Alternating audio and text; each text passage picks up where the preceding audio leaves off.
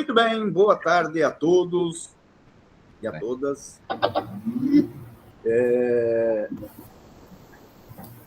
Parece que estamos tendo algumas dificuldades aí com os nossos instrutores, o pessoal está com problema na internet. Então, hoje, excepcionalmente, pela segunda vez, da exceção, nós seguiremos aqui o estudo Esmiuçando a Mediunidade, nos canais Allan Kardec, na obra Diversidade dos Carismas, de Hermínio Corrêa de Miranda.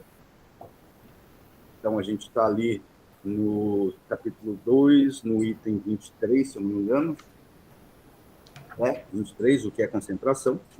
Mas, como introdução, eu recebi aqui um... Oi, pois não, Fábio?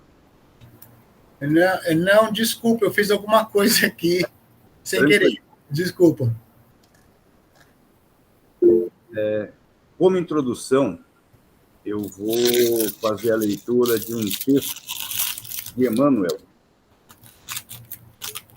que acho que cabe nesses momentos que estamos vivendo aí na comunidade material e espiritual em nível internacional, né? Então, vamos lá. Da obra Coragem, de Chico Xavier, por vários autores, nós vamos pegar aqui um texto de Emmanuel que diz o seguinte: tuas dificuldades. Imagina como seria de suportar em educandário em que os alunos tão somente soubessem chorar na hora do ensino?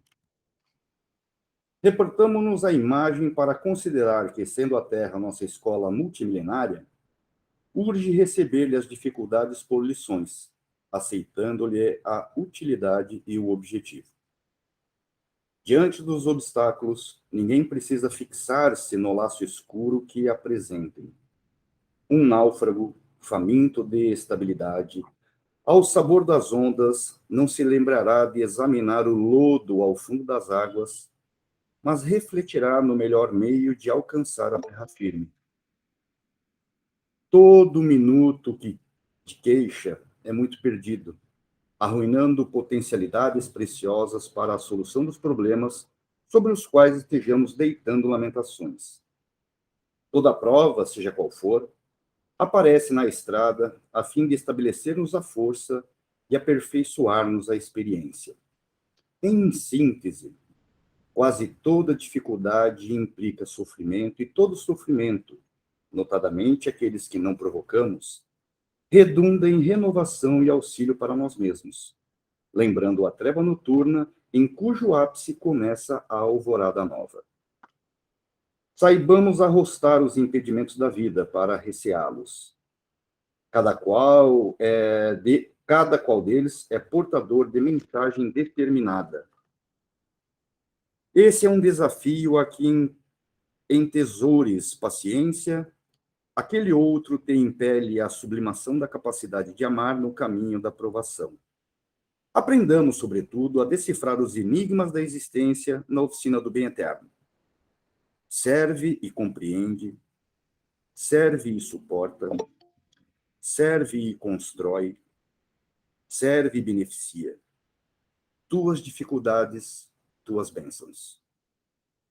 Nelas e por elas encontrarás o estímulo necessário para que não te precipites nos despenhadeiros do orgulho, e nem te encarceres nas armadilhas do marasmo, prosseguindo passo a passo, degrau a degrau, tua jornada de burilamento e ascensão. Então, meus irmãozinhos, falar o quê, né? Emmanuel já deu a lascada de hoje, então sigamos com as nossas tarefas. Para o pessoal da internet, que provavelmente nos acompanhará mais tarde, não conseguimos fazer a transmissão ao vivo, porque o Enzo não pôde conectar, está com instabilidade na internet. E então nós não retomaremos o texto 9 do Raul Teixeira. Nós voltaremos ao estudo do Diversidade de Carismas, com o Hermínio, e vamos dar sequência na leitura de onde tínhamos parado lá na quinta-feira passada, certo? Muito bem. Como a gente sempre faz, a gente dá um pulinho para trás, que é para relembrar o que estava lendo, e depois a gente segue a análise, tá? O Enzo ele teria parado onde começaria o seguinte: só com alguma experiência e acurado senso analítico podemos identificar ideias, blá, blá, blá. Então, assim, para conectar, eu vou voltar 2 parágrafos, fazer uma leitura rápida, e dali a gente segue o estudo. A famosa concentração não é, pois, exatamente o que pensam muitos que ela seja. Experiências de telepatia, como lembra Boddington, falham lamentavelmente até que se descubra que a mensagem mental da pessoa que transmite não consegue ser acolhida pela mente receptora sempre que essa esteja ocupada por um pensamento qualquer que seja ele.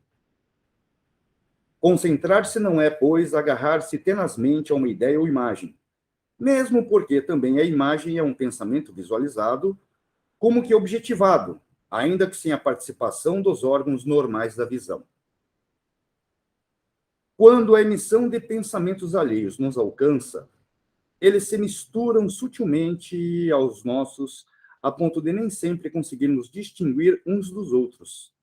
Sabendo isso, é que os espíritos conseguem nos influenciar, seja com pensamentos positivos e construtivos, seja com ideias negativas. E aqui é onde paramos. Só com alguma experiência e acurado senso analítico podemos identificar ideias alheias na correnteza normal dos nossos pensamentos. Mas isso já é outro problema e fica para discussão mais adiante nesse livro. O que importa aqui é entender bem o que é, de fato, concentração. E aí ele pontua: vemos, pelo que fica exposto, que se concentrar é estancar a torrente de pensamento próprio, a fim de que o alheio possa ser percebido. É, portanto, criar espaço para receber as ideias alheias, ou, claro, nossas próprias, guardadas no inconsciente, onde está a memória de todas as vidas passadas.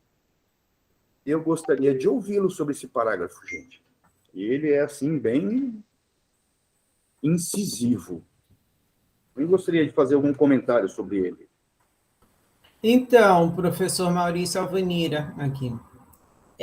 Só com a experiência e acurado senso analítico, vamos concentrar a estancar a torrente de pensamento próprio. Eu venho do budismo e a gente, como praticou bastante tempo, né, sempre nos foi colocado que a gente não se apressasse em conseguir uma determinada concentração. Lá eles nos ensinavam que concentração era você conseguir pensar, ouvir e falar a mesma frase, que no nosso caso era Nam-myoho Renge Kyo, né? E quando a gente conseguisse isso, provavelmente nós íamos notar, como notamos, que eu pude comprovar, que a gente consegue ficar assim, meio minuto, 1 minuto, né, totalmente na mesma direção. Então, estancar os pensamentos nunca nos foi ensinado. Foi dito que, desde que eles venham e vão, o que você não deve fazer é se concentrar neles, no boleto que tem para pagar, na próxima atividade, no arroz que você vai pôr para cozinhar e tal, sabe? E não ao contrário. Se você ficar tentando não pensar, daí parece que os meninos maus ficam fazendo aposta com você e fazendo você pensar no boleto, no arroz, né? No que não vem ao caso naquele momento em que você está se dedicando a esse tipo de coisa. Mas, além disso, também você estar vigilante no sentido de um pensamento ruim, imediatamente um pensamento contrário, né? Então, um pensamento negativo, vamos para um pensamento positivo para a gente habituar a pensar positivamente, né? Que era a palavra que se usava. Pensar positivamente, pensar de forma benevolente, né? É complicado? É complicado, mas daí tem um dia que acontece, sabe? Aconteceu comigo, acontece com todos, né? Que você se pega pensando em benefício ao outro, sabe? E você chega a levar um susto, porque A gente sempre tem um pezinho atrás, a gente sempre tem um julgamento arraigado nos nossos pensamentos, que a gente sempre quer ser o dono da verdade, né? Nós temos, infelizmente ou felizmente, essa capacidade de achar que estamos sempre certo dentro daquilo que nós acreditamos certo, sabe? E daí o que não está certo para nós está errado e nós já saímos julgando. E eu posso garantir a vocês, quando você começar a trocar um pensamento ruim por um pensamento bom, vai chegar um momento que você vai estar tendo pensamentos bons antes dos ruins. Então, não é só estancar, estanca sim a torrente de pensamentos próprios, né? E também recebe pensamentos bons, sabe? Você é capaz de ver, por exemplo, alguém passando por você, aqui estava passando 2 homens com uma máquina de cortar grama, eu digo assim, nossa, que maravilha! Eles têm trabalho e têm uma máquina para fazer dinheiro para a vida deles, né? Enquanto que outros vêm com uma enxadinha e pedem para tirar meia dúzia de matinhos da calçada, porque eles só têm aquele instrumento, né? Então, é esse tipo de coisa, sabe? É como você passa para os outros o seu pensamento, sabe? Que altera totalmente essa torrente de pensamentos. Mas é complicado, é difícil. Demora para você aprender? Demora. Então, por isso, se pede um exercício diário de concentração, de fazer uma análise do dia, né? Lá, igual aquela questão lá tão falada, né? Da 919, que a gente nem esquece de tanto que nós falamos sobre ela, né? Então, fazer uma análise para saber se você ficou devendo pensamentos bons ou pensamentos ruins para o seu dia, porque você não está fazendo essa avaliação para os outros, está fazendo para você, sabe? E o que você é capaz de fazer para você, você é capaz de fazer para os outros. Por isso, meditar ao fim do dia sobre tudo que passou por nós e sobre tudo que nós reagimos ao que passou por nós, tá bom? E eu já falei demais, muito obrigada, essa é a minha contribuição. Não, perfeito.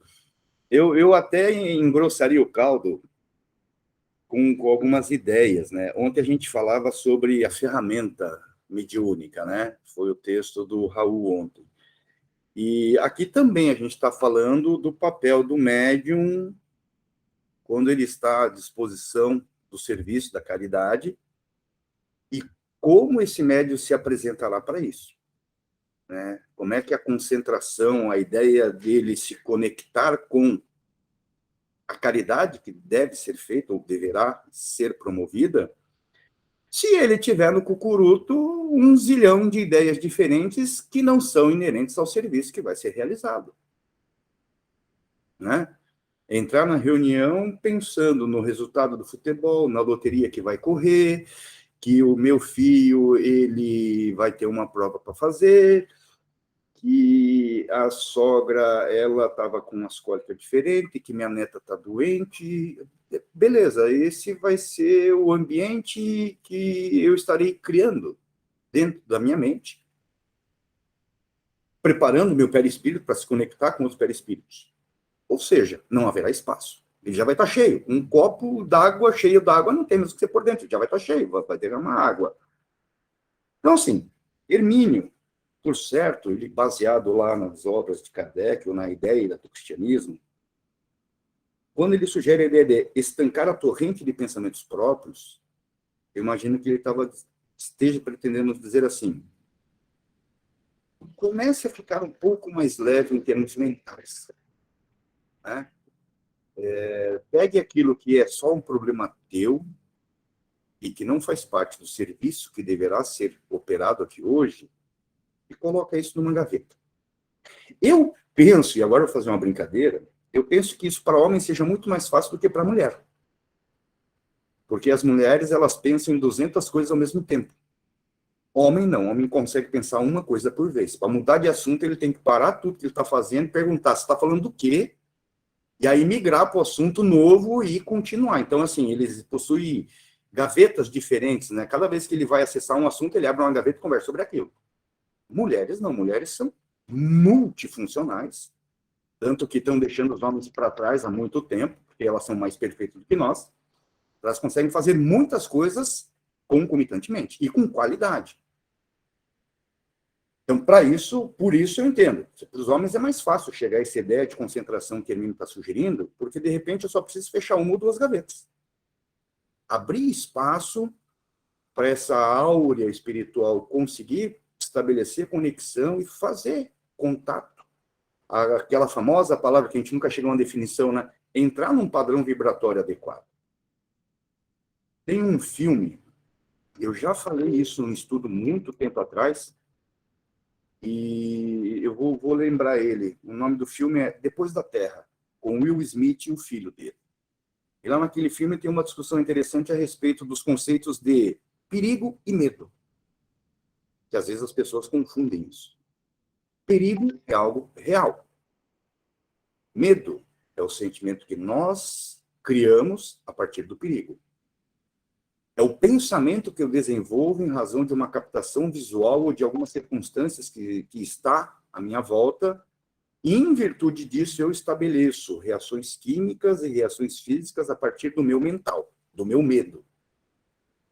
Conectando isso com o trabalho, com o texto aqui de Hermínio, bom, é possível parar de sentir medo? Claro que é. Mas eu não preciso deixar de desconsiderar que o perigo é real. Eu posso estar diante do perigo e não estar sentindo medo. Eu não preciso ser um débil mental e sair acudindo ao perigo de qualquer maneira, de forma irresponsável, me colocando, inclusive, em risco. Eu sei que aquilo é perigoso. Aí eu consigo abrir espaço na mente para raciocinar e tentar lidar com o perigo de maneira mais clara. Nessa metáfora, a gente talvez chegue a um ponto onde se pretende. Esse trabalho mediúnico, a ideia da concentração, ela precisa também ter esse foco para a finalidade que você vai prestar o serviço. Não sei, mas acho que é por aí. Concorda, senhor Dorinan?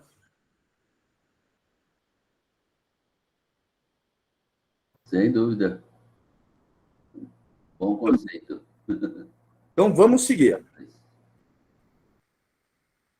Novamente, recomendo a leitura de A Memória e o Tempo, onde o assunto foi examinado com mais vagar.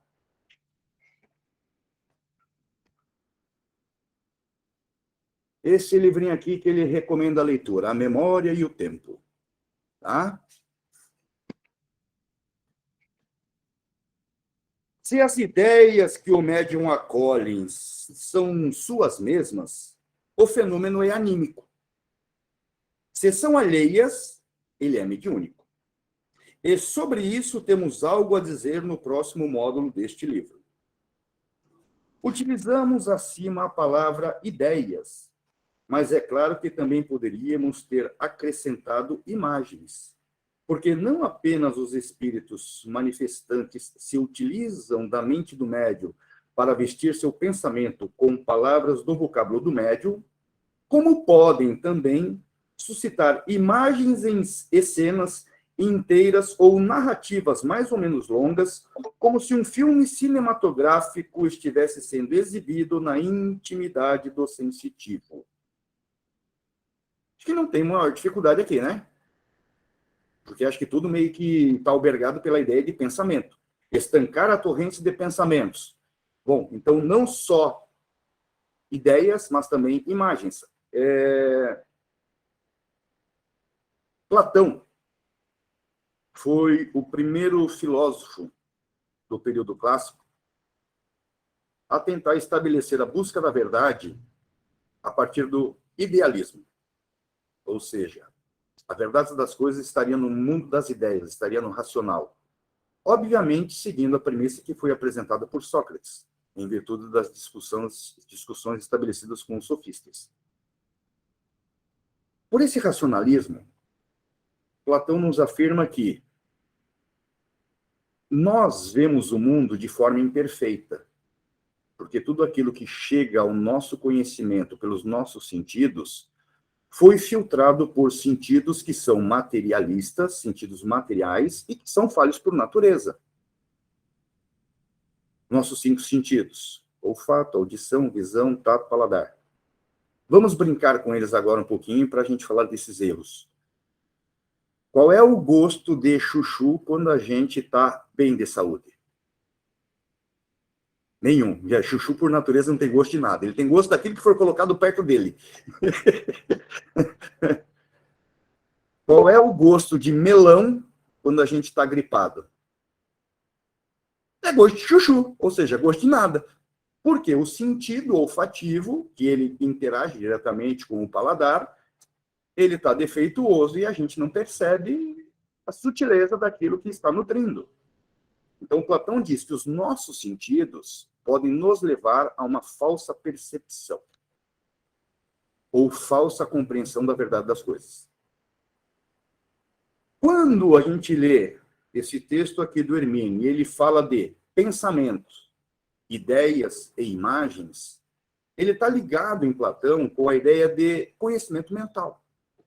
Se eu, por exemplo, falar uma palavra aqui para vocês, muito boba, se vocês já tiverem contato com um objeto, ou já tiverem se aproximado experimentalmente desse objeto, imediatamente vocês formarão no cérebro de vocês a imagem desse objeto, e ele vai estar ocupando espaço por outro. Por exemplo, garrafa. Eu brinco muito com a história da garrafa, porque eu tenho alunos que levam garrafas coloridas para a sala de aula. Tem garrafinha pequena, garrafa maior, garrafa... lá atrás, vocês não estão vendo, mas aquele negócio azul na ponta do meu dedo, aquilo também é uma garrafa, aquilo é uma moringa, né? Mas se tirando o copo, embaixo tem a parte da garrafa. São a mesma coisa? Não, são objetos diferentes. Mas quando eu falei garrafa, igual a Isabel acabou de mostrar uma ali para nós, na mente se ocupou o espaço com uma imagem de garrafa. Bom, então Hermínio está falando, além de pensamentos, ou seja, verdades metafísicas ou ideias, também as imagens construídas na mente devem ser colocadas nas gavetas para abrir espaço e melhorar a concentração para o estabelecimento do trabalho mediúnico. Alguém quer comentar? Mas aquilo que a gente tem registrado lá no inconsciente, que, digamos, seria o nosso banco de dados lá do perispírito, de todas as existências, isso a gente não tem como controlar. Isso pode vir à tona durante a comunicação, e aí isso é caracterizado como animismo, é isso, né? Acredito que sim, mas aí a gente percebe que a comunicação já está estabelecida, nós já passamos a fase da concentração, e durante a realização do trabalho nós temos a interferência do médium. Né? Nos fenômenos anímicos, isto é, emergidos da memória do próprio médium. Você acabou de falar nisso, Isabel. Pensamentos e imagens são sacados do inconsciente dele. Em ambas as situações, o consciente do sensitivo tem de estar desocupado, tem de oferecer espaço mental para que o fenômeno ocorra. Se nós chegar agora num estádio de futebol e já tiver lá 2 times, juiz, árbitro jogando, vai dar para nós jogar? Não vai. Já está ocupado. Bom, nós vamos ter que esperar abrir espaço, desocupar o campo para nós podermos entrar com a nossa galera e falar, agora é a nossa partida. Estancamento de torrentes de pensamentos. Paralisa um pouco as suas ideias, médium. Desacelera o seu ritmo. Freia um pouquinho a sua velocidade mental, muda o seu padrão vibratório, estanca a produção de imagens, abre espaço para a produção do fenômeno mediúnico. Este aspecto é de tão grande importância na dinâmica do fenômeno mediúnico que Boddington é de opinião que aí está a causa secreta do fracasso de todas as formas de mediunidade. Opinião essa que compartilhamos, pois é também nossa experiência pessoal. Gente, olha que paulada que Hermínio deu aqui, ó. Este aspecto é de tão grande importância na dinâmica do fenômeno mediúnico que Boddington é de opinião que aí está a causa secreta do fracasso de todas as formas de mediunidade. Opinião essa que Hermínio também compartilha. Ou seja, não conseguir estancar a corrente de pensamentos, ideias e imagens mentais seria, na visão desses 2 autores, a causa secreta do fracasso de todas as formas de mediunidade. Por quê? Não se chega ao nível de concentração necessária para o bom desenvolvimento do trabalho. Pi, o que você fala para nós disso? Você que tem uma experiência bacana aí, pode traz uma luz para nós. Eu? Não sei se eu tenho experiência a respeito disso, não, porque nem médio eu sou também, viu? Mas essa questão que ele trata aqui, que me chamou a atenção, é que quando ele trata da concentração, que é estancar, né, a corrente de pensamento próprio, e a Alvanira falou bem, o quão difícil é isso, porque nós precisamos, né, para quem é médium, para receber adequadamente a mensagem que está vindo, ele precisa tirar aquilo que é dele para receber o que é alheio. E quão difícil é isso?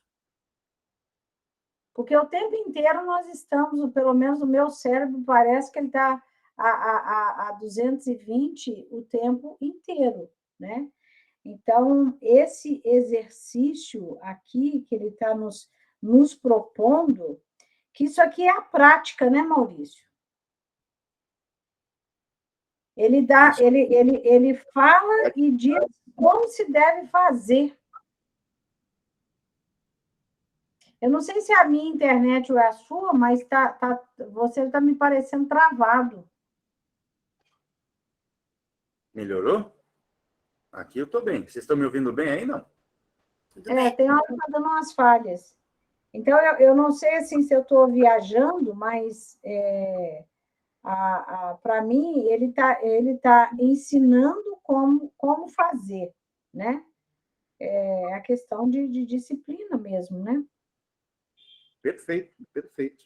Disciplina, estudo. Lembram ontem, o texto de ontem tinha um joguinho de palavras, 8 palavras, né? E brincava com isso, com disciplina, estudo, vigilância, aperfeiçoamento. Eu, por exemplo, de vários amigos que trabalham na mesma área profissional que eu consigo perceber que tem pessoas que não conseguem desligar-se do mundo jurídico. São advogados em todos os lugares que estão. É advogado dentro de casa conversando com a mulher e com os filhos, é advogado no fórum, é advogado no boteco com os amigos, só sabe falar de processo, de prazo, de problema, não consegue falar de mais nada, não se desliga disso, vive dentro disso. É o mundo dele. Imagina essa pessoa... O escrivão é a mesma coisa. Escrivão é a mesma coisa. Sim e não, né, seu Dorina? Não desliga. A gente não desliga. Mas imagina chegar lá na atividade mediúnica e não apertar o interruptor para falar, para. Aí os espíritos vão estar em comunicação, vão perguntar assim, mas vem aqui, senhora Dorina, o prazo desse processo aí é tão importante assim que você não pode parar de pensar nele? Não tem espaço para nós trabalhar aí. Não é verdade? É mais ou menos isso que vai acontecer. Os espíritos estão esperando o ambiente e falar assim, tá, onde que nós vamos mergulhar? Falou, vamos mergulhar no Maurício. Não, no Maurício não dá. O Maurício está pensando só nas alegações finais e no recurso que ele tem que fazer.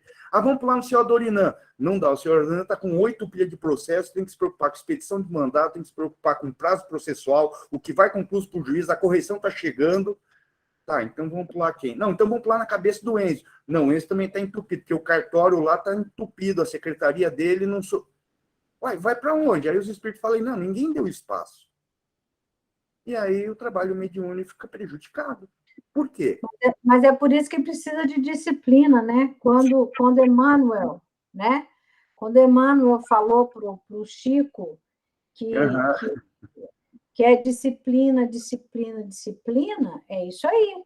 Porque o médium que vem com esse propósito, ele tem que ter muita disciplina, porque a gente vê aí o Enzo, o senhor Dorinan, a dona Meire, né, o pessoal aí que acho que a Denise também é médium, você tem que trabalhar, você tem que dar conta do seu dia a dia e você tem que se dedicar também a essa tarefa, né?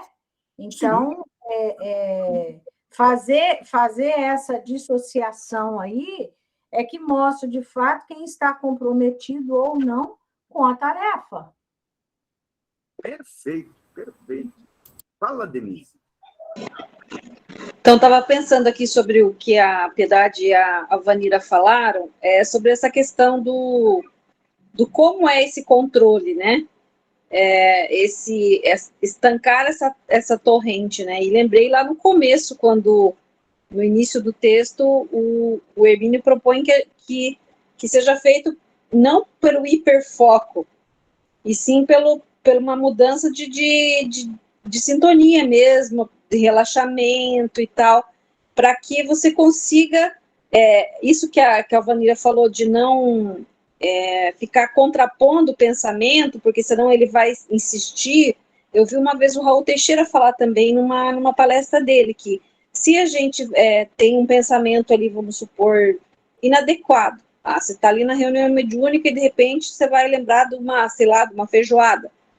E aí, se você ficar o tempo todo falando, meu Deus, mas por que eu estou pensando na feijoada? E você vai atrapalhar mais ainda o fluxo. Então, deixa o pensamento passar, falar que bobagem, feijoada, e tenta relaxar, respirar e tal, para que aí sim você possa oportunizar que venha o pensamento que não é seu, né?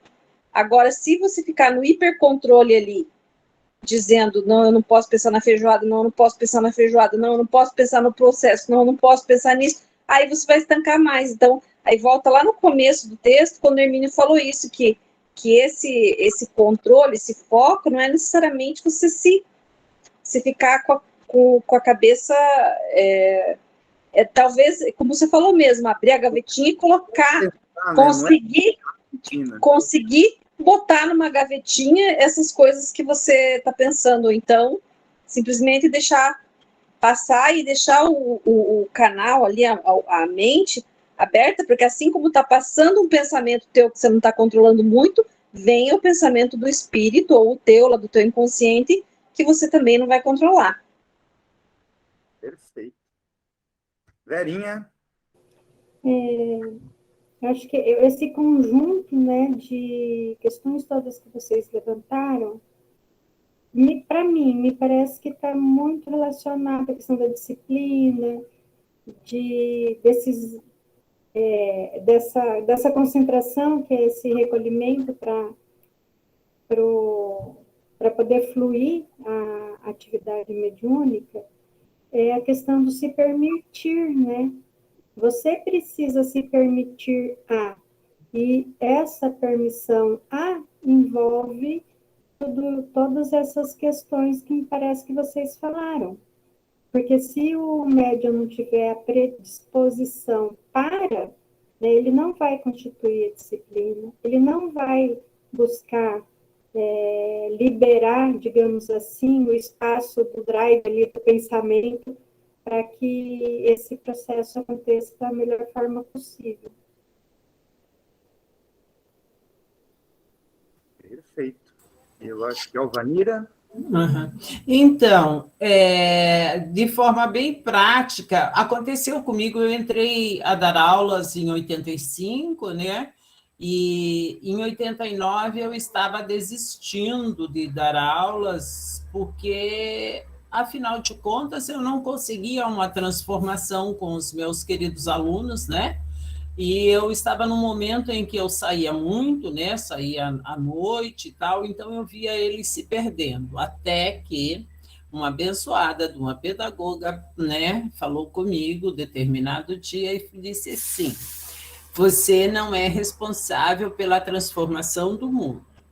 E os problemas da escola, você deixa na escola, no portão. Você começa a fazer esse exercício e você vai ver como a situação muda muito. Então, eu estou falando isso porque eu acho que é uma forma bem prática de pôr as coisas na gavetinha, né? Então, eu comecei a sair no portão, era ao mesmo tempo que eu estava treinando essa questão de mudança de pensamento ruim para o pensamento bom. Então, eu agreguei mais esse exercício. A cada saída no portão da escola, com aquele monte de alunos maravilhosos que pagavam o meu salário, eu dizia assim, tudo que for daqui, fique aqui. Agora eu vou para minha casa e não levarei nenhum problema da escola, sabe? E a gente vai se habituando de uma forma a fazer a coisa que quando você é interpelado fora do ambiente sobre os problemas do ambiente, diz assim, não sei, eu deixei lá na escola esse problema, sabe? Vai chegando um momento em que você consegue realmente separar as coisas. Porque você vai para casa, você tem almoço, filhos para mandar para a escola, você tem boletos para pagar, você tem o arroz que não pode queimar, e você tem 1 milhão de coisas. Já pensou se você levar toda aquela desobediência, por menor que fosse, que cada aluninho fez para você durante a sua atividade profissional? Daí realmente não vai sobrar lugar no HD de jeito nenhum, né? E ela teve a felicidade de me ensinar esse tipo de coisa, e eu, como eu estava disponível para fazer essas disciplinas, né? E eu fui me disciplinando dessa forma, a ponto de o pessoal dizer assim, como é que você terminou o período até aposentar sem ficar maluca? Eu digo, porque tudo que é problema da escola, eu sempre deixava na escola, sabe? Porque se você conseguir separar cada coisa, né? Você não se sobrecarrega, e não pode se sobrecarregar, até porque, olha, nem Jesus conseguiu dar jeito nesse mundão de meu Deus, né? Tanto que nós estamos aí há 2000 anos aprendendo como vamos mudar os nossos comportamentos. E daí você quer resolver tudo no primeiro momento. No ano seguinte, eu voltei para a escola com essa disposição e não fiquei mais ansiosa como eu ficava de ver os meus alunos, de repente, não seguirem o caminho correto, se perderem pelo caminho. Tá bom? Perfeito. Marcele? Olha, atrasada aqui falando. É assim, eu escrevo intuitivo.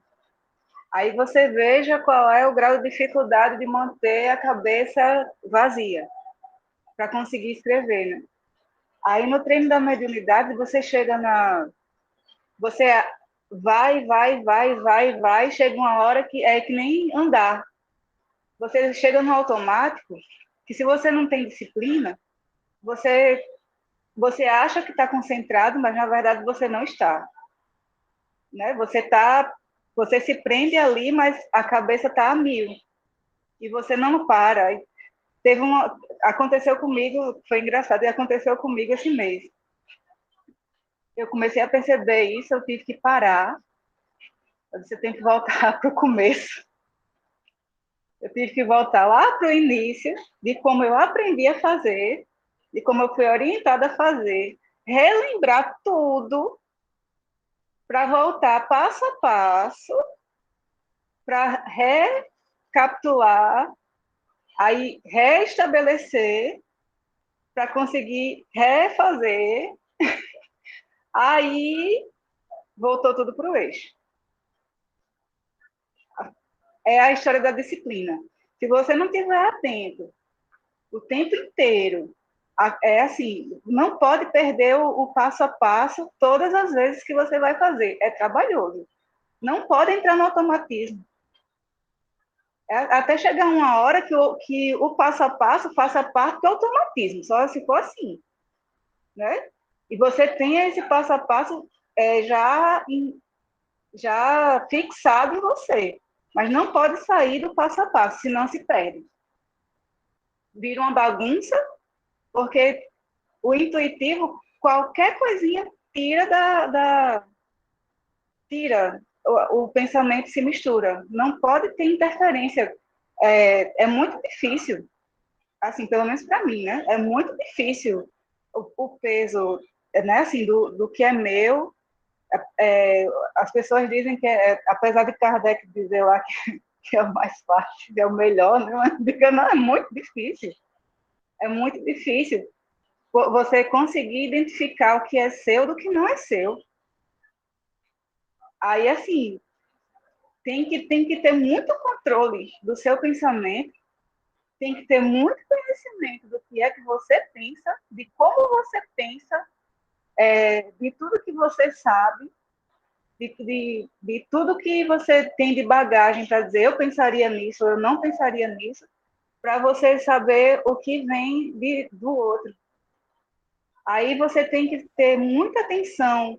Eu comecei a fazer até, assim, tudo do básico mesmo, assim, de parar, para prestar atenção a quem se aproxima, para sentir quem se aproxima, né? Assim, porque às vezes mostra se é homem, se é mulher, mostra detalhes, né?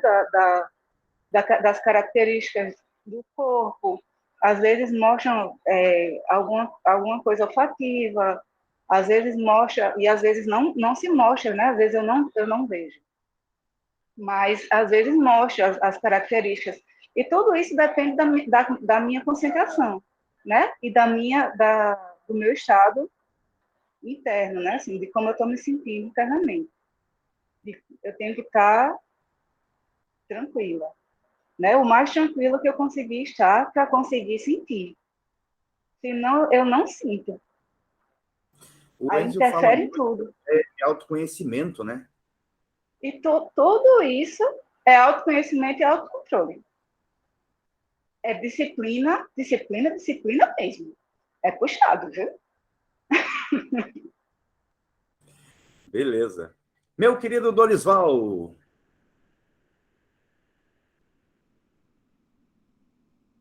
Não precisa gritar, Dorisval.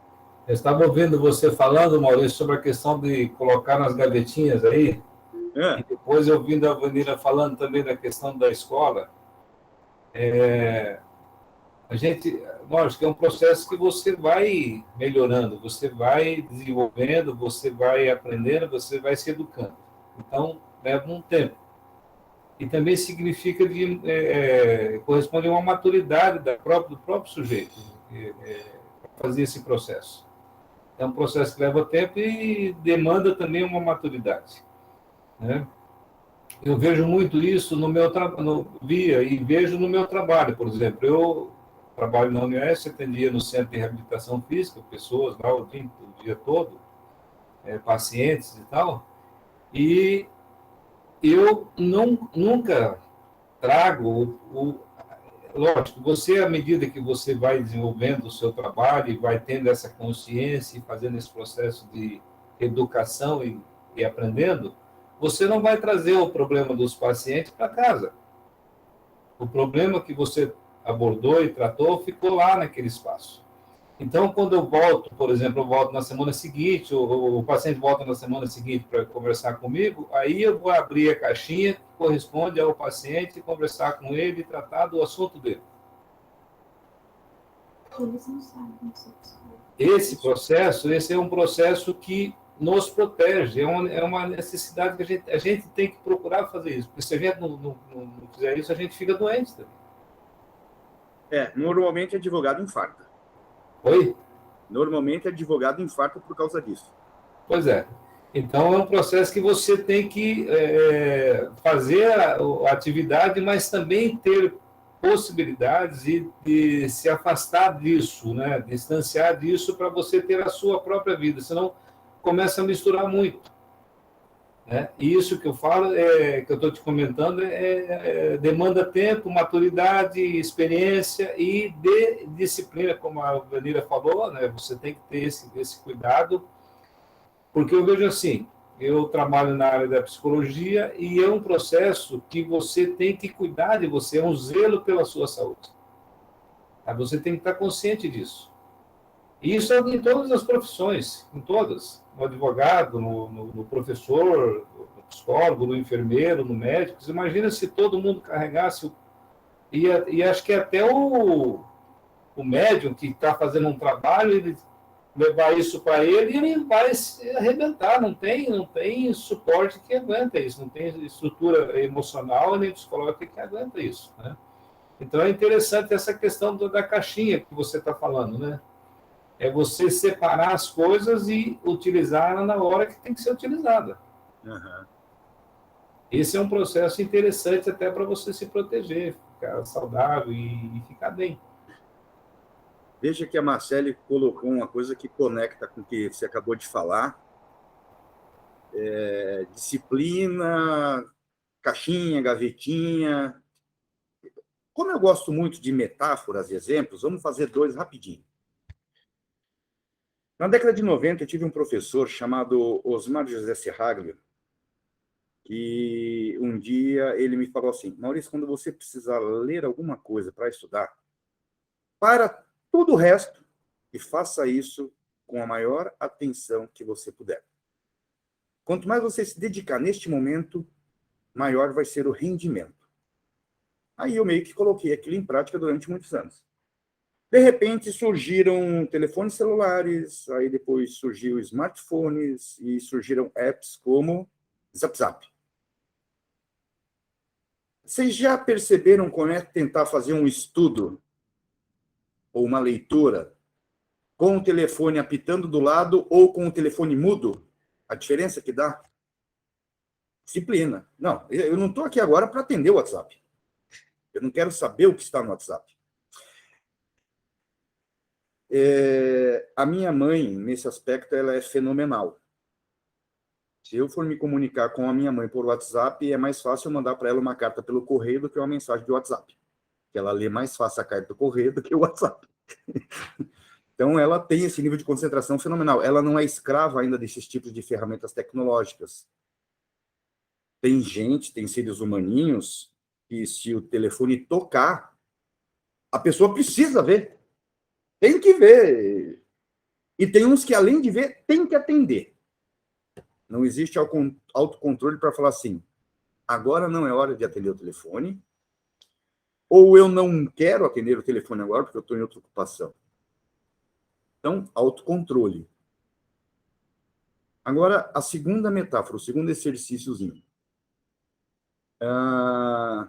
Existem determinadas situações que, principalmente casais, conhecem muito bem, e levam a noites de sensualidade que podem ser formosas ou podem ser um desastre. André Luiz fala isso. André Luiz é uma pessoa que, nas suas obras, ele sempre chama alguns assuntos, como, por exemplo, o sexo, para discussão dentro da mediunidade.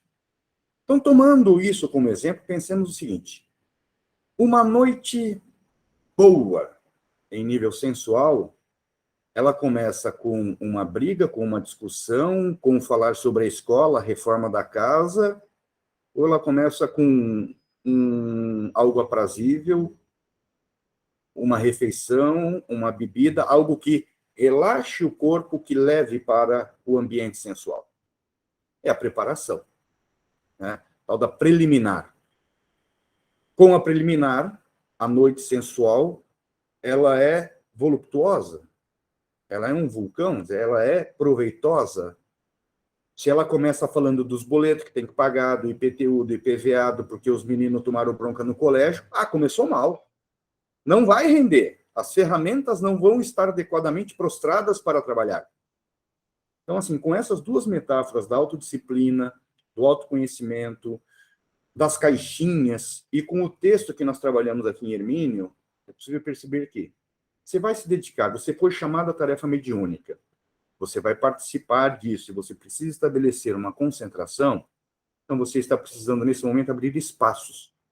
Imaginemos, então, uma casa muito grande, com um corredor e várias portas.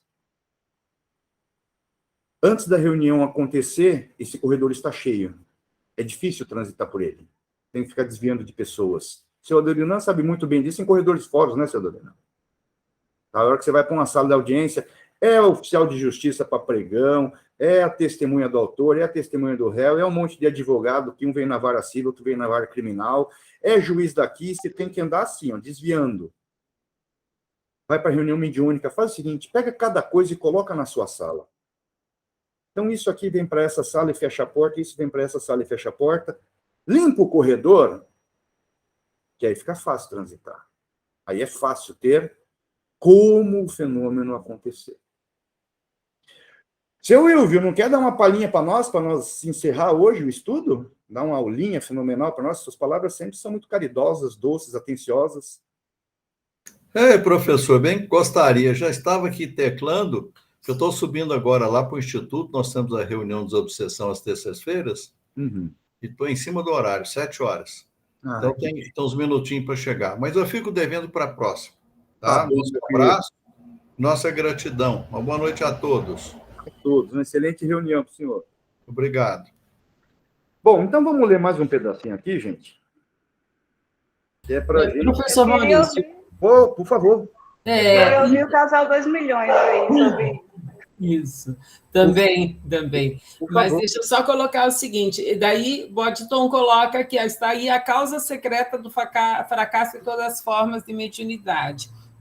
E ele, como ele está tratando de mediunidade, então ele coloca dessa forma, mas em todos os aspectos, né, foi o que nós discutimos durante esse trecho todo de conversação, essa prosa toda, nós não conseguiremos desenvolver nenhuma atividade de forma coerente, correta, se a gente estiver carregado com a atividade anterior que você já passou. Então, valorizar o passado, sim, mas não trazer ele com você o tempo todo, sabe? Porque senão você não vai dar espaço para que as outras coisas possam acontecer. É a mesma coisa que você resolver meditar e ficar assim, depressa, paz interior, que eu não tenho o dia inteiro para te esperar, não dá. Fica igual o mestre Shifu. Então, uma coisa de cada vez para podermos chegar a uma situação, e aqui, em relação à mediunidade, ele deixa isso bem claro. O consciente do sensitivo tem que estar desocupado, tem que estar engavetado os problemas que ele tinha anteriormente, né? Tem que haver uma consciência de dedicação para aquele momento, né? E isso depende de exercício, e daí vamos a Chico Xavier e Emmanuel, disciplina, disciplina e disciplina. Casal 2 milhões queria nos falar? Olha, eu vou dizer para vocês francamente, eu não sei como desocupar a minha mente. Não aprendi. Quando eu chego na casa espírita, nós fazemos a prece, a leitura, então nós ficamos focados naquele pequeno estudo que nós fazemos. Isso que não é muito importante que se faça estudo no dia da atividade mediúnica, mas nós fazemos. Nós fazemos aí uma meia hora, né, de um estudo, livro dos médiuns, nós demos uma paradinha para pegar um livro de André Luiz que fala sobre mediunidade. Depois disso, eu me ponho à disposição diante de Jesus, que se ele precisar da minha mediunidade, eu estou ali, pronta para ajudar. E mentalizo, assim, Jesus. Eu mentalizo uma paisagem, um céu, o pôr do sol, e me ponho à frente de Deus. E falo para ele que eu estou às ordens. E fico com aquele pensamento de ver alguma coisa assim da natureza. Eu não consigo não fazer isso. De repente, aparece uma imagem que corta aquele meu pensamento. E essa imagem, geralmente, de espíritos que estão precisando, sofredores, né? E aí, eu vejo, como se eu entrasse no pensamento dele. Como se eu entrasse no pensamento do espírito. Aí eu me entrego. E ele fala. E vem falando, coisas que eu não sabia, que não é da minha criação, é dele. Assim que eu faço sempre. Dona Meire, perfeito. Quando a senhora fala assim, a hora que eu vou começar, tem os estudos, aí depois dos estudos eu entro num momento de prece. Em estado de prece. A senhora disse como que entra em estado de prece.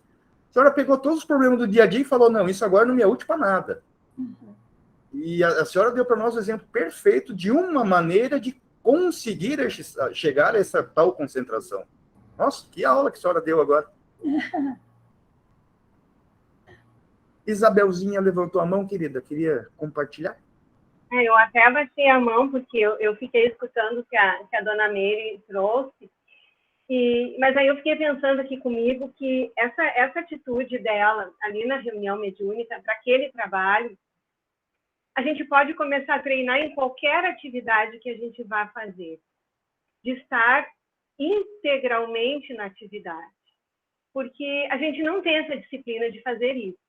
E eu me lembro que, quando meu filho era pequeno, e eu trabalhava o dia inteiro, às vezes à tardinha, eu chegava em casa e ele queria, eu já estava com a minha cabeça assim, de aula, manhã e tarde, né, o dia inteiro, e ele queria que eu contasse histórias, e eu criava umas histórias para contar para ele. Só que se eu não tivesse concentrada e esquecesse tudo que tinha passado durante o dia, tivesse concentrada naquele momento da história, eu não me lembrava o que eu tinha inventado e criado para ele. E às vezes dava uns brancos, e ele dizia, mãe, mas não era isso que tu disse da outra vez? E aí eu tinha que tentar voltar à história. Então, assim, isso vale para qualquer atividade, porque aí a gente consegue fazer um trabalho bem feito, porque a gente está inteiramente ali naquele momento. E não importa se tu recebe uma visita, se tu não estava preparado para aquela visita, bom, a visita está ali, então eu vou atender essa visita da melhor maneira que eu puder, estando integralmente naquele momento. E eu acho que nesse dia a dia, nesse cotidiano, a gente começa a aprender o que a dona Meire já faz nesse trabalho dela, que com certeza ela deve fazer em todos os momentos da vida dela, porque já faz parte dela essa característica, né? Obrigada, dona Meire. Eu acho que a pergunta que fica hoje aí é assim, o que eu vou levar para o trabalho mediúnico em termos de concentração? Né? Fico pensando, eu como advogado, eu vou fazer uma audiência, me adianta levar uma caixa de ferramentas cheia de chaves de fenda, chaves Phillips. Eu não vou usar isso lá. Não vai ter prestabilidade nenhuma lá. Ou eu levar uma máquina de solda, ou eu levar bisturi. Eu não vou isso usar dentro de uma sala de audiência. Então, assim, metaforicamente falando, é óbvio, estou falando de coisas materiais, mas coisas que são úteis na atividade. Então, de repente, para uma audiência, eu posso levar um iPad, um tablet, um livro, um código, um vademecum. Isso vai ser útil a esse trabalho. Nessa metáfora, o que será útil ao trabalho mediúnico? Como me concentrar nisso? O que eu carrego de mim e o que eu devo pegar de mim e separar para tentar desenvolver o melhor trabalho, tentar me doar da melhor maneira possível às necessidades do trabalho. Afinal de contas, nós somos telefone só, né? A gente só passa por nós aquilo que os outros estão mandando, que se for trabalho mediúnico, não é anímico, então não é nada nosso, nós somos a ferramenta. Como eu posso, de alguma maneira, contribuir para essa ferramenta ser a melhor possível para o trabalho? Eu acho que a grande lição de hoje foi a da nossa querida Dona Meire e o casal 2 milhões. O exemplo dela vai ficar para todos nós. Faltam 2 minutinhos, e ontem à noite eu conversava rapidamente com o Enzio, e, assim, temos todos nós uma certa preocupação. Oi, Pi, pode falar. Não, antes que você encerre, convidar todos para o estudo de hoje à noite, né? Esmiuçando o Livro dos Espíritos, às 20 horas, pelo canal da Fraternidade. Quem estiver disponível para ajudar, é muito bem-vindo, tá? Obrigada. Então, hoje, às 20 horas, né? Isso, às 20 horas, pelos canais da FEAC. Se eu não me engano, a reunião é pelo Zoom, tá? Pelo Zoom. No grupo do WhatsApp tem lá o código de acesso. Vai ser transmitida também pelo YouTube, Pi? Pelo YouTube e pelo Facebook. Então, com certeza, nós que tivemos aí um tempinho, vamos lá prestigiar sim e aprender muito lá hoje. E, voltando assim, naquela conversa que eu tinha com eles, ontem a gente instalou uma preocupação que parece que ela é muito mais ampla do que só a nossa, de seres encarnados aqui no interior do Paraná, com relação à condição da Ucrânia, Rússia e demais potências. Então, como uma sugestão final, elevem os seus pensamentos também para auxiliar a espiritualidade a tentar achar a melhor solução possível para isso, para se evitar de qualquer forma que aconteça um conflito de extermínio em massa. Porque os diálogos feitos pelas autoridades de governo recentemente já chegaram a sinalizar medida de forças atômicas.